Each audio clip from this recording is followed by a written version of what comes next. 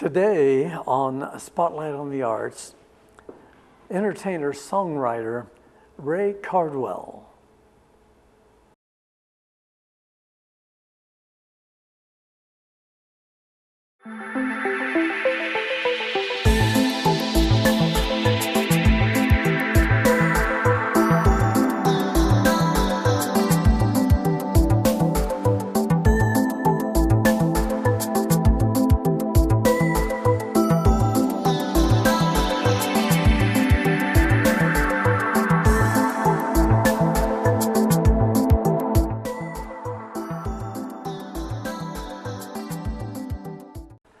Welcome to JCTV Spotlight on the Arts, coming to you from the Missouri State Capitol. That's Jefferson City, Missouri.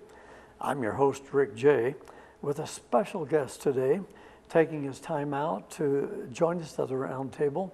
It's Mr. Ray Cardwell out of Nashville and Jefferson City, Missouri. So if you would, please join me in welcoming Mr. Ray Cardwell. So happy to be with you and put you under the spotlight this afternoon, Mr. Cardwell. I appreciate you having me on. Well, Ray, we always like to start out with the folks out there, the viewers, getting to know you a little bit. Can you tell us a little bit about Ray Cardwell? Wow, how much time you got?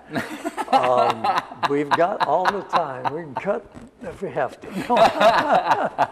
Well, you know, I am from Missouri. I am a Missouri native. I grew up in Springfield, Missouri, the Queen City of the Ozarks, and I grew up there in a musical family.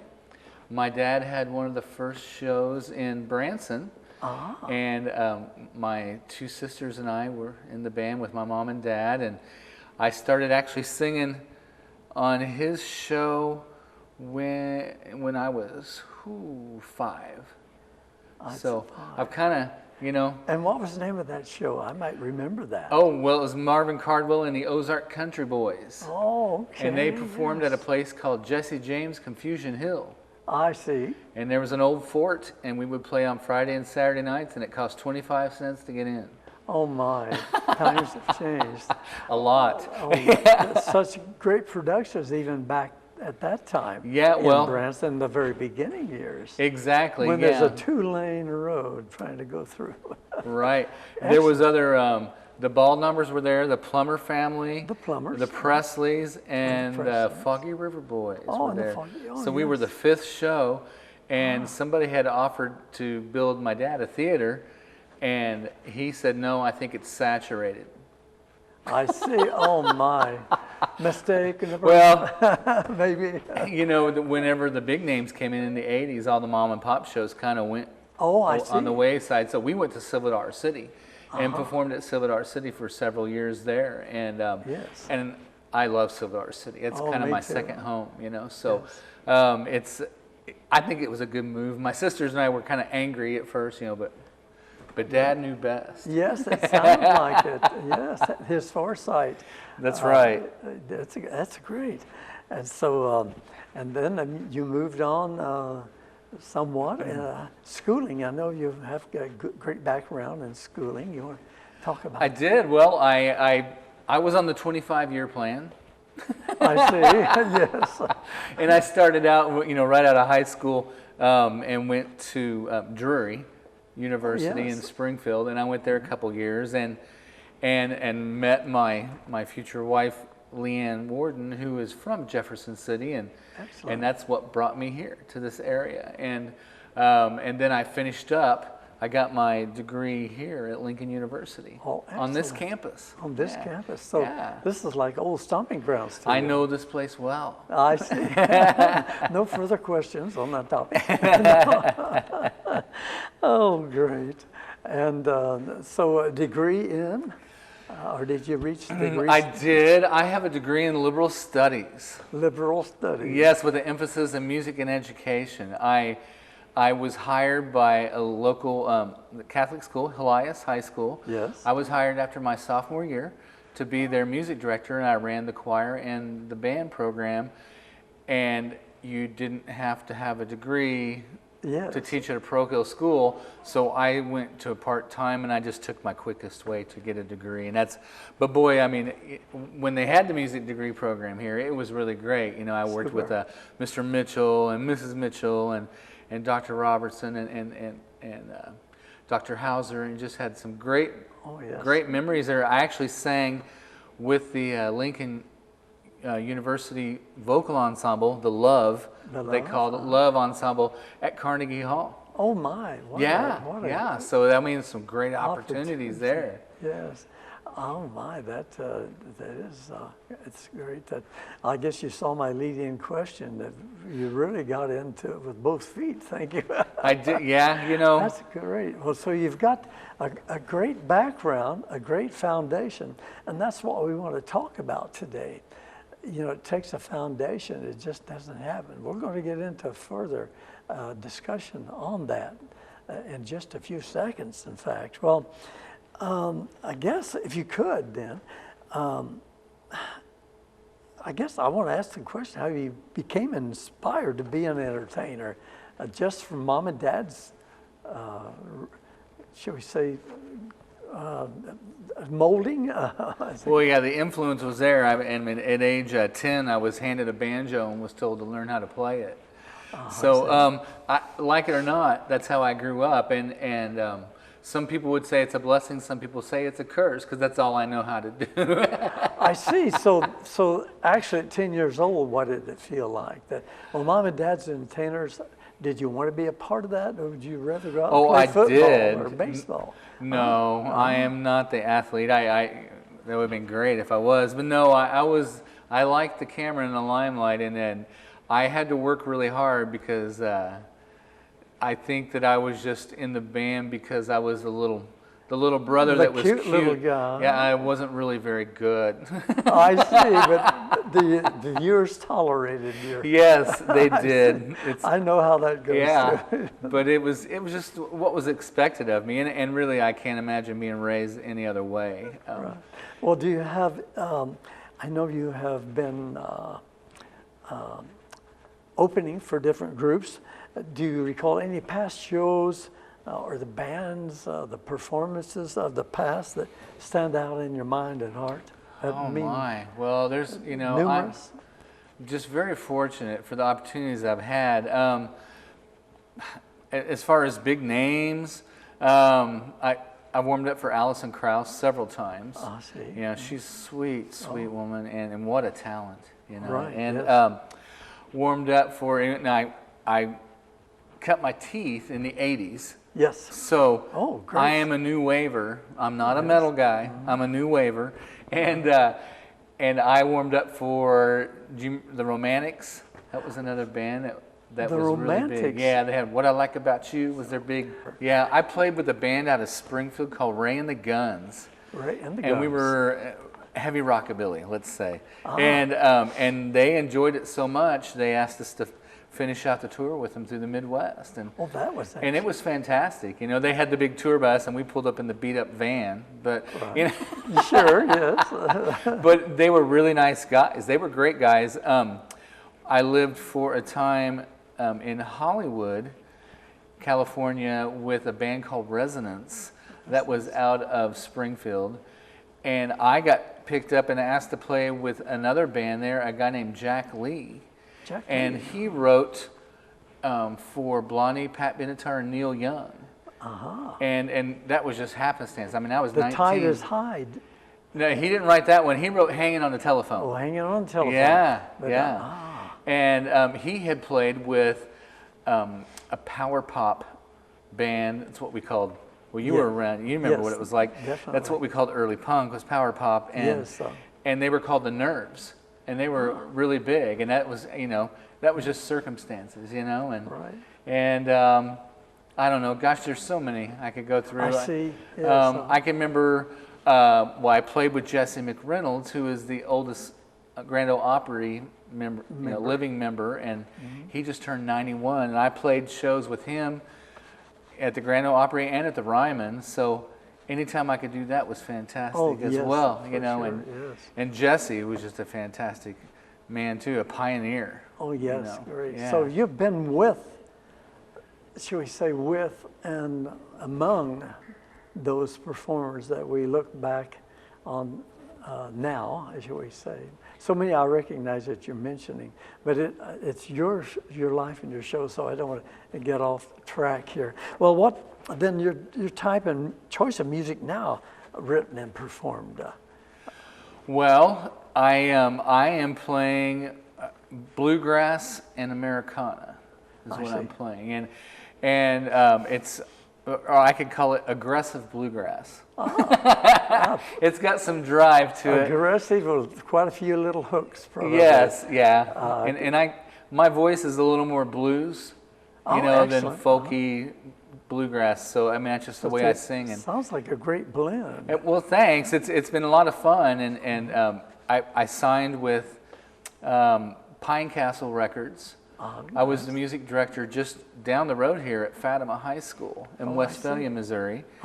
And I didn't know any other 52-year-olds that got offered a recording contract, and I thought, maybe I'm not done with this thing yet. So So now you said, hey, maybe I better reload the guns and go. That's right. So I took the big leap and moved back to Nashville in 2015. All right. So now you're between Nashville and Jefferson City. Now I understand that you have a new band organized out of Nashville, A-listers, I would call you. So please tell us all about what's going on with that new band and a new single, I understand. Yeah, well, it's the guys there in Nashville are they're all fantastic, and everybody you meet there is fantastic. Yes. And it's been a good run. I've recorded with several different lineups, so it's hard to just narrow it down to a couple guys. But Pat Flynn is the guy that came and asked me if I wanted to let him produce my records. I see. And that's how it kind of got me back into the deal. And he played guitar for a super group called Newgrass Revival. Oh, yes. And he wrote Do What You Gotta Do for Garth Brooks. Yes. Oh, sold millions. So I figured, this guy might get me somewhere. And he's just been a great friend. So performing with him, and of course another member of Newgrass Revival, John Cowan, who is the lead singer, and he's been singing and playing bass for the Doobie Brothers for 18 years now. And so I fell into a good lot. Yes. It was very fortunate, very blessed to have things fall that way. And this new album that's coming out September 25th on Bonfire Music Group Records, it's entitled Just a Little Rain. Just a Little Rain. Yeah, and my first single came out, 4 weeks ago, and it's called Rising Sun. Right. And we're excited about it, lots of good things. And we're going to run that here in the second segment. Well, I come to you as really a person that has matured in this field of entertainment, what have you. So I'm just really happy. As you can tell, having you here. It's getting close to break time, believe it or not, already. Wow. So please make yourself comfortable while we look at these special messages. After the break, Mr. Cardwell will share more with his take on how one starts at the bottom of the ladder and attempts to reach the top rung in the world of entertainment. And you've heard so much already, but there's more to the, shall we say, the picture. So there's surely some great advice for those thinking about starting and making it big in the entertainment industry. So you want to stay with us. There's more here on Mid-Missouri Art News. We'll be right back after 60 seconds.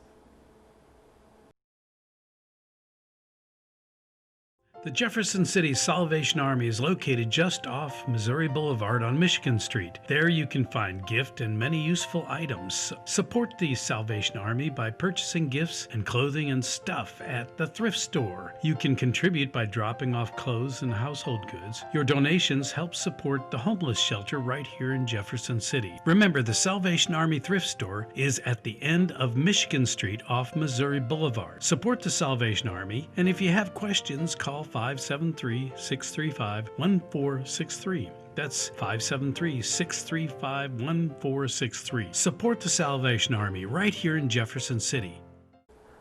Welcome back, everyone, to JCTV Access Mid-Missouri Art News. I'm your host, Rick Jey, and today we continue our discussion with Mr. Ray Cardwell out of Nashville via, we could say, Jefferson City, Missouri, Springfield, Missouri of the past. So we want to continue our discussion now. Well, Ray, before the break, you shared a lot of information. So let's continue along those lines of thought and expression, but take a look into the future. What are your plans for 2020? Well, I think with the sudden turn of events, I think survival. I mean, this is all unprecedented. Whoever would have thought that the entertainment world would be brought to its knees because of the pandemic. Of course, we had things on the timeline, which was recording my third CD, and it's coming out in September. And, you know, but then the pandemic set in and we started canceling shows, and life kind of got turned around, you know? Yes, for all of us in different respects, shall we say. Exactly. Mm-hmm. Well, and what really brought up a different situation, and that was social media. And always musicians and songwriters and artists are traveling and touring and doing shows because that's what we do. You know, we're troubadours. Yes. You know, and we had to sit at home. But now with FaceTime and email, I got a chance to really get more acquainted with songwriters that I really admired. Oh, yes. And we started working on things together. So I think that there's going to be a musical renaissance come out of this. I believe so. Now, are you doing any virtual? We are seeing so many along those lines from the homes and Zoom and what have you. Are you at that position yet? You know, I've been thinking about it. My main instrument is bass, and lead singing. So bass and lead singing is. Do you remember Captain Kangaroo? Oh, yes. Mr. Green Jeans? Mr. He used to Green sit Jeans. with the big bass fiddle and sing. Exactly. I don't know if anybody's ready for that. Oh, well, it's a new beginning. That's right. We could try world. it. But, you know, video is a good way to do it, just like the lyric video that we just made for Rising Sun. And actually, that was written because of the circumstances of us being in the pandemic and learning how to survive and move on. And I wrote the song with Louisa Branscombe, and she's very well known. She's gotten several awards. She wrote Steel Rails, which was Alison Krauss's hit, one of her hits. Yes, one of her hits. And she and I started writing together and wrote about the pandemic, and that's how the first single from my album came to be. So there's been good things that have happened from it, and I'm getting to be with my granddaughters every day. Oh, yes. And that's priceless. Yes. Because it's all about family. So you know? it's like say a new beginning. And so this 2020, 2021 is really going to probably open up for a lot of people, including yourself. Well, let's run that new single. Give us a little bit of an intro, if you would. We'll run that. Okay. Well, you know, Louise and I were talking about we didn't want it to be a dreary, mournful song, so we made it upbeat, and all my stuff is usually upbeat and positive. So we stayed in that time frame, and we just talked about life, and each lyric talks about what is going on. Like it opens up with, I turned off the evening news, trying to fight these blues, but I don't know how to do it. Four walls and a window pane are all that's left of life the way we knew it. So, I mean, it starts and talks about this is what's going on. How are you going to deal with it? How are you going to work around it? How are you going to give up your dreams? You know, you've worked so hard for them. Right. You know, and it works. It goes into the chorus, and we said, you know, tomorrow's going to come. The sun will rise like it always does. And that's what the song is called, Rising Sun. And it's about a promise, and it's about hope and peace, and it's upbeat. Yes, and as you could tell, Ray is speaking to you from the heart. His music speaks to you from the heart. So let's go ahead and take a listen to Rising Sun by Ray Cardwell and group. Okay.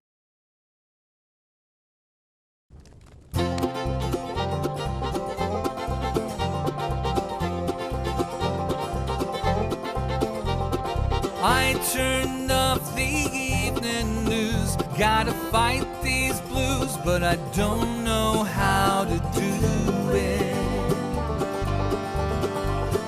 Four walls and a window pane are all that's left of life, the way we knew it.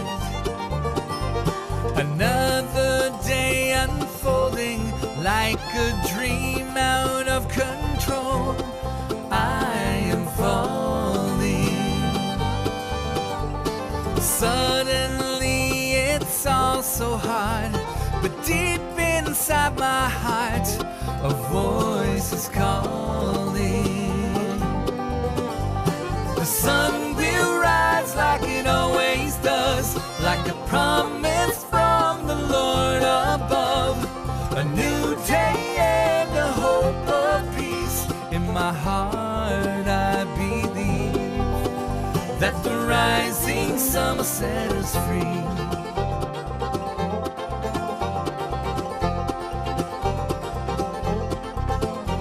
So I pull back the curtains. I am certain there is hope on the horizon.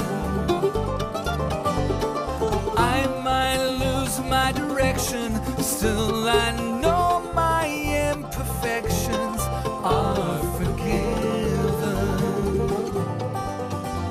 The sun will rise like it always does, like a promise from the Lord above.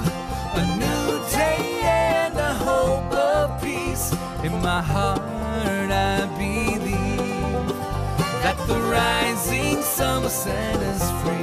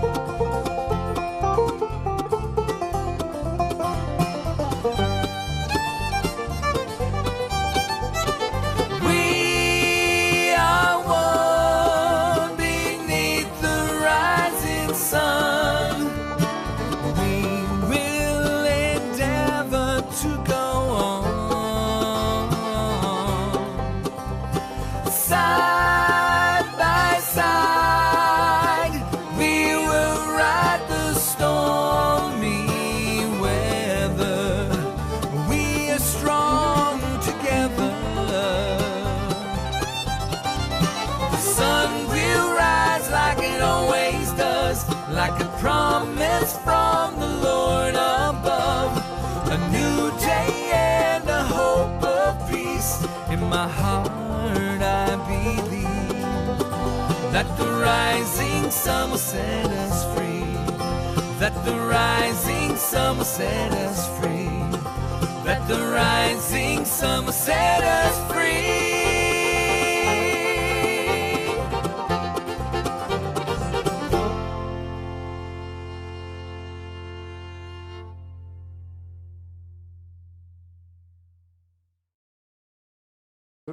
That was excellent, Ray. A great selection. I enjoyed it, and I know our viewers will too. So, well, Ray, would you like to share your website address, your manager, your producer, email or phone number where you could be reached?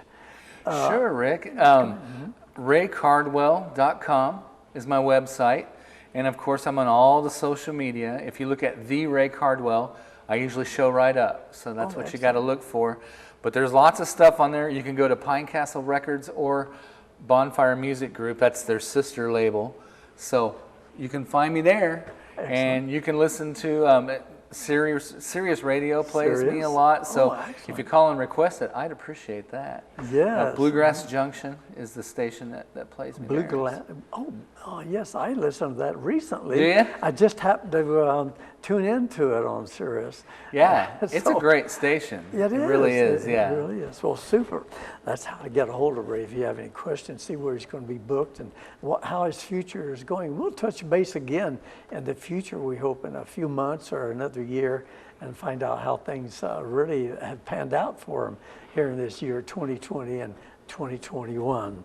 Well, I want now, if you can, think about a young cousin, which you've met, Jeremy Woodall, who is sings like Johnny Cash and a few of the others, but his inspiration is Johnny Cash. And I'm working with him, sort of getting him booked, and new T-shirts ordered, music by Jeremy, what have you. So here's a young man that really wants to step into the arena. So going back to the foundation you started with, a young man at 16 years old, and any other that is interested as a young person, or there's so much talent out there now who wish they could develop a foundation. Kind of give us, if you can, a little bit of a scenario or your advice on where to go with it. I mean, this sounds like a lot of work, and I know that for a fact, booking so many groups. Right. It's extremely hard and discouraging. You know, you got to be tough. You got to be tough, and he's a fine talent. I'll just throw that out there. Thank you. Thank you. Jeremy will appreciate that. You know, you don't have to do it like I did, where I packed up and moved to Hollywood. I see. Because you have YouTube. Yes. And YouTube gives you a global audience that you didn't used to have. Right. And the only problem is, where I lived in Hollywood, there was about 20,000 other guys exactly like me, just as talented, trying to do the same thing I was doing. Now there's millions. Yes. Because it's global. And Right. and that's the thing. And that's, you know, you got to get over yourself and realize that you've got to have your own sound, your own, and there's millions of extremely talented people in the world. Yes. But there's only a handful of opportunities. Right. So when those opportunities come up, you've got to be prepared and know how to react to it. You got to be able to shine and cut, or it's going to go. You know, Exactly. and that's the thing. You know, because those opportunities are very small. Now, your advice, the opportunities. I had my own talent agency in Tucson, as you know. Willie Nelson used to send me talent. A brother like to me was Waylon, and they sent me talent all the time. They would arrive at the front door, home or office. So you tried as an agent or a representation to make things happen, open up those opportunities for that talent. Nowadays we have maybe a different look. I'm seeing more opportunities opening up for individuals on their own, shall we say, than I could ever dream of putting together. Right. Well, what's your? You've got to be technically savvy. You've Okay. got to be able to present yourself in a professional manner that's going to stand up to the platforms of your favorite stars, or even the ones in between. And even when you think that you've worked so hard and you can't work more, you've got to work more. And I had so many people say, "Oh, well, you've got a record deal. You've made it." Oh no. Oh my gosh. Yeah, you would. That's when you see what you're made of, you know? And there's only one person that you got to answer to, and you look at them every morning in the mirror. Right. And there's only one person that's not going to have you succeed, and it's going to be that person in the mirror. So you've got to believe it with all your heart and try. And that doesn't mean that it doesn't happen, you know? I mean, I've been very fortunate. You know, this is my third CD. I've had 15 songs chart on the radio. I've had 3 number ones on bluegrass and Americana and folk labels. But I'm still beating the pavement. Yes. I am still working my tail off, you know. Right. So it never stops. You have to be valid at all times. So Exactly. you always want to present yourself in a professional manner, you know, and advice to young people is have your wits about you, you know how to handle situations and be able to, because that's when opportunities come and go. How you impress another person within one conversation who might Right. be listening.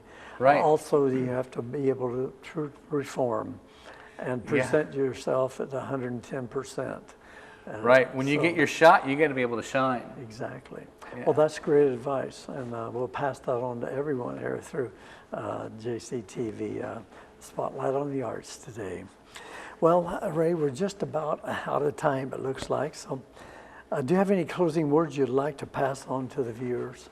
No, just for those of you that were aware of me, I appreciate it and thank you. And for new ones, come on in and check it out. You know, I think you'll like something. It's like I have many different styles, just how I grew up. You know, I grew up in traditional folk, and I've got rock, I've got choral and band, I've got blues, I've got jazz backgrounds, and it all kind of comes out, you know.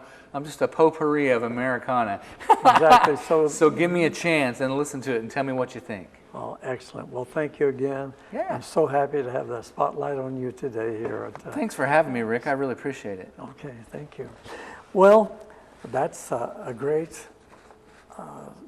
base for information, education, and what it's really like starting at ground zero and reaching for the stars, maybe for the moon in this case, or a little bit of rising sun as it happens every morning.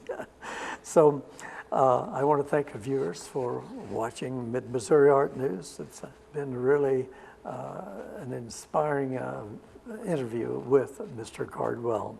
My thanks go out to JCTV producer Gloria Enlow and our crew, Art Gerhardt, and thank you, our viewers, once again, for joining me here. Look for more Mid-Missouri Art News, Spotlight on the Arts, here at JCTV Access. And don't forget YouTube, where you see not only JCTV, but also Mr. Ray Cardwell. I'm Rick Jey saying, see you next time.